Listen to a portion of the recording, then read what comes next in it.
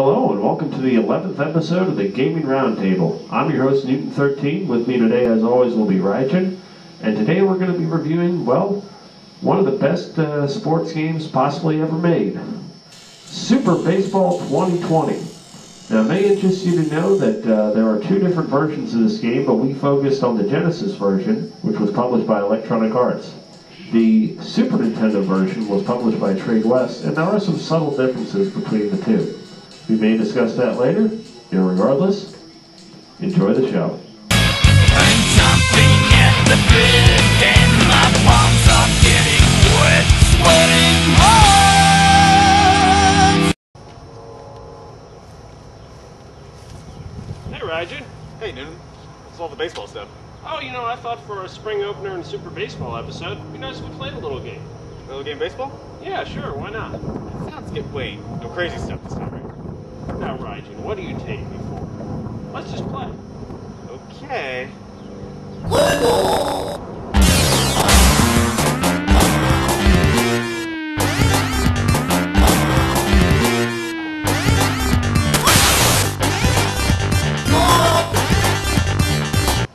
Dude, what you said? What? Never mind. Just pitch me another one.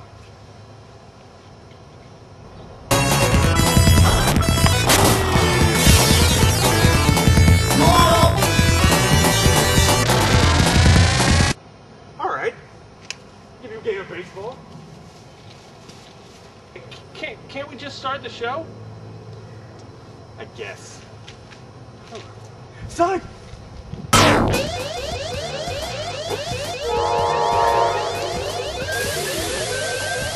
So the first thing we're going to be talking about is the graphics of the game. Rajan, what did you think about the graphics for Super Baseball 2020? The graphics for Super Baseball 2020 were actually probably one of the best looking sports games back at the time. Look at the detail in the character models. They're actually really well done for a 16-bit game. I mean, not a lot of other games have a lot of really detailed characters like that. I mean, also the fluid motions for going to the ball, catching the balls, the home run scores, going around the bases. I mean, everything in the game looked phenomenal. One of my personal favorites in the game is actually the glass shielding above all the stadium viewers in the game. So actually, the ball can't actually come and slam them on the head. I thought that was good. For graphics, give Super Baseball 4 out of 5. What do you think about it, Newt?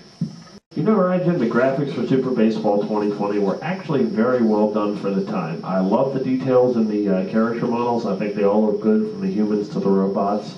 The design of the stadium is really neat, albeit there's only one of them.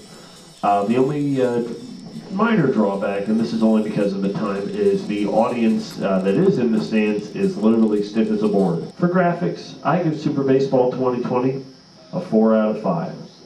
Now, when it comes to the sound, Rajan, what did you think of Super Baseball 2020? The sound for Super Baseball, it depends on which version of the game you're playing, because the Genesis version did have a superior soundtrack and actually did have voiceovers for the different parts of the game. The only thing Super Nintendo really had were just a quick split second out, the home run, the music in the game, which was actually a little bit different than the Nintendo version. Sound is the only department that's really kind of lacking in some areas, and only in some areas. I'll give it a 2 out of 5. Newt, what's your take on the sound? Well, Rajan, I kind of grew up with the Genesis version, so I got kind of a soft spot for the sound quality there. I did play both of them, though, and I must say, yes, the Genesis version did have a superior soundtrack.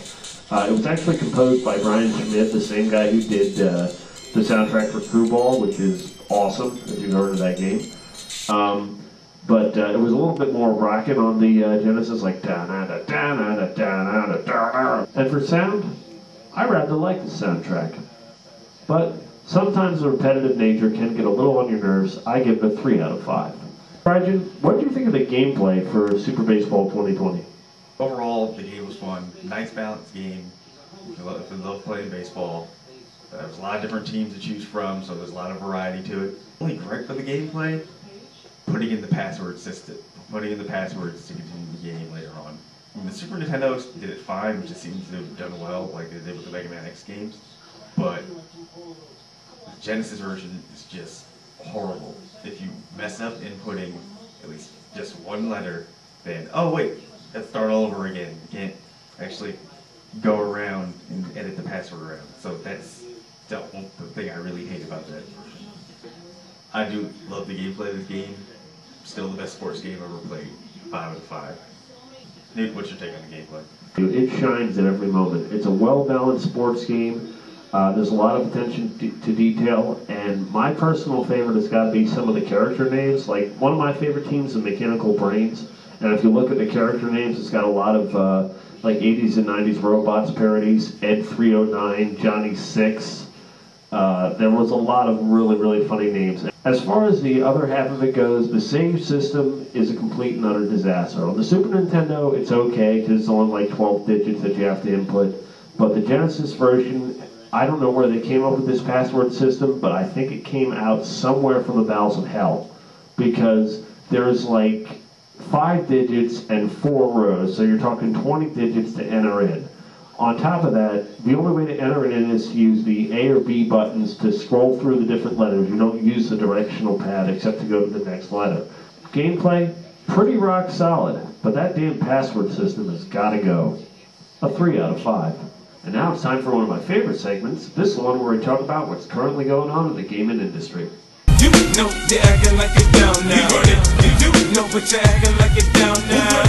You know you're acting like it down now. Okay, now this month's question is all about the possibility of Turtles in Time. Yes, Turtles in Time hitting the Xbox Live Arcade and PlayStation Network, apparently as a revamped version with online capabilities. Rajan, what do you think of this concept? How do I feel about it? Was there anyone not excited about this news? Turtles in Time is probably the best Ninja Turtles game that will ever be made.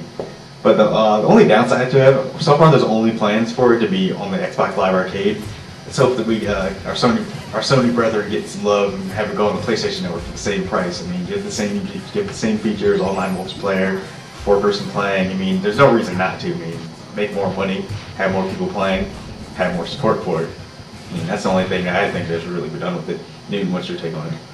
Well, Rajan, I got nothing but love for Turtles in Time, and I cannot wait to see it on Xbox Live. I'm a little saddened that it might not hit the PlayStation Network, but let's just hope to God that it does.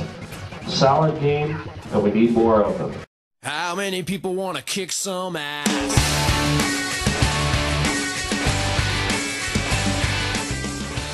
So, Rajan, do you have any fun tips for Super Baseball 2020? Well, my fun tip is if you want an easy time going through the single player mode, best team to pick would be the Fighting League Tropical Girls. The team is all girls, so they're not all power, but their speed for running around bases is much better. But they have a hidden gem. I might be mistaken on the name. I'm almost positive it's Wolf. I'll have to double check the name again.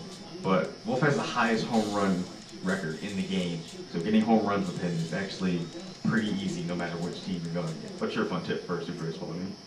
Be ridiculously aggressive. And by that I mean if you see the ball flying out there and there's no way the team's going to get it in time, run the bases, get doubles, get triples, especially against the computers because that's sometimes the only way you can score. I like to play baseball. Theodore! I like to go. This is a game that we definitely recommend, and unfortunately there's not many ways that you can pick it up right now.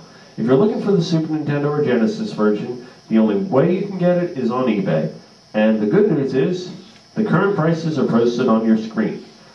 Other than that, I would seriously recommend bombarding Peter Moore's email box because he's the head of EA Sports and he might be the only one who can possibly make a next-gen remake. So thanks for watching this month's edition of the Gaming Roundtable. Next time on the Gaming Roundtable, we're going to be reviewing another game. Is it good? Is it bad? Well, you tell me. And we'll see you next time. Come on to my house, I'm gonna give you candy. Come on to my house, I'm gonna give you Come on to my house, come on. Come on to my house, come on. Come on to my house, I'm gonna give you. This is terrible, this is one of the worst catastrophes in the world.